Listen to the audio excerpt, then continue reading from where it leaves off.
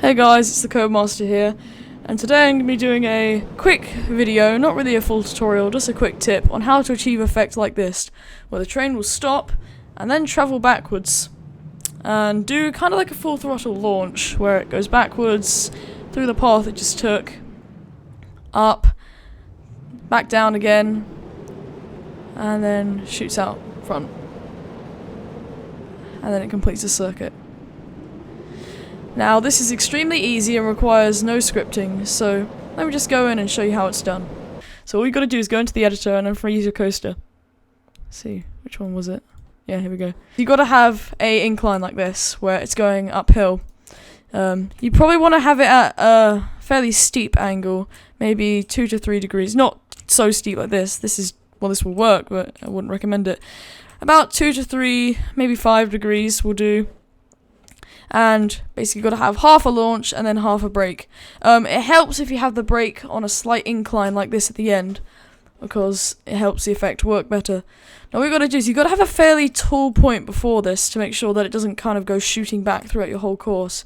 And you've got to have a fairly low point at the end, maybe just about the same height. If you see here, they're around the same height. Maybe this one's a bit lower.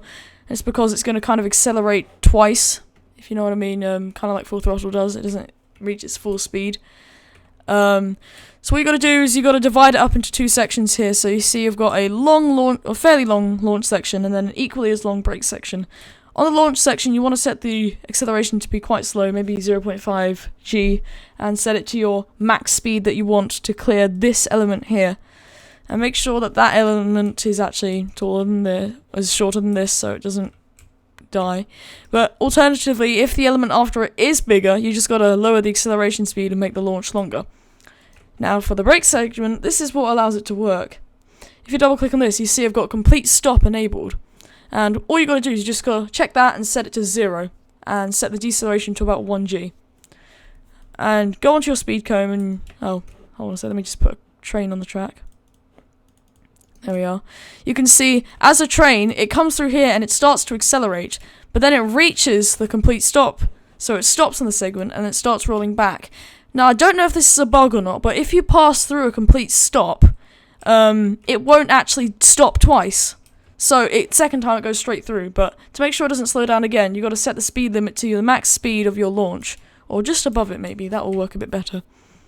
And then it will continue through the course as normal. So yeah, this has been a quick video. I hope you've learned something from this, and I hope to see you in the next video. Before I go, leave a comment if you want to see more videos kind of like this, just explaining quick things to do in the program instead of longer things. And maybe I'll show a few more tricks, like how I got the kind of double spine premiere effect thing to work. Yeah. Thanks for watching, and goodbye.